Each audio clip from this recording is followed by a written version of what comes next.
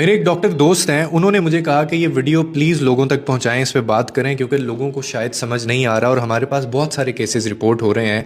ख़तरे की घंटी जो है वो बज गई है जनाब।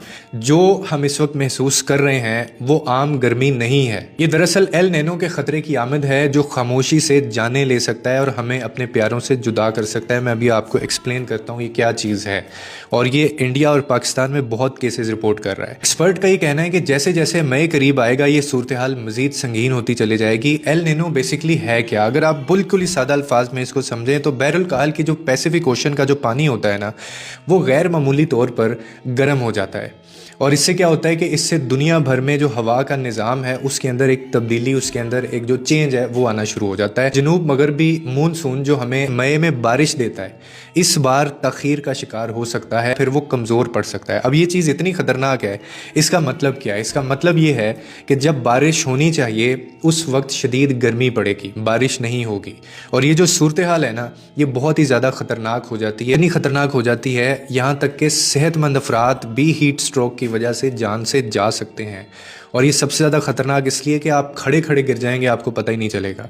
और इसकी अलामात भी उसी वक्त ज़ाहिर होती हैं जब टाइम कम होता है। इसीलिए अपनी हिफाजत के लिए फ़ौरी आपको ये इक़दामात करने हैं। खुदा के लिए प्यास लगने का इंतज़ार मत करें ऐसी गर्मी में, ये बहुत ख़तरनाक है। प्यास जो होता है ना, वो इस बात की अलामत होती है कि आपका जिस्म पहले ही पानी मांग रहा है, वो डिहाइड्रेशन का शिकार हो चुका है।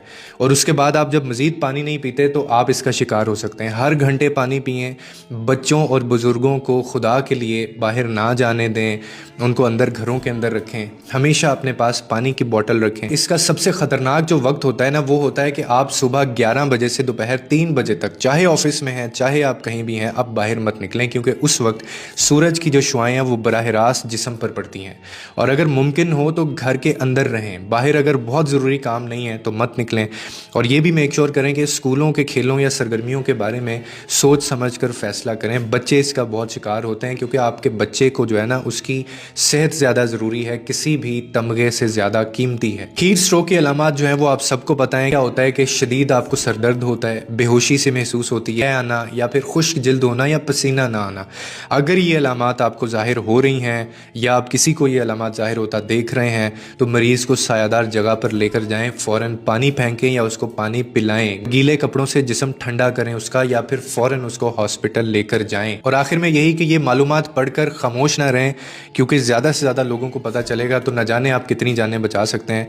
इसे अपने ख़ानदान, दोस्तों और हर उस कम्युनिटी में शेयर करें कि हम सबको आने वाले जो एल नीनो सिचुएशन बनने जा रही है इससे हमें पता हो। और याद रखें, हम सिर्फ इस सूरत में इस ख़तरे से बच सकते हैं जब हम खुद को महफूज रखेंगे।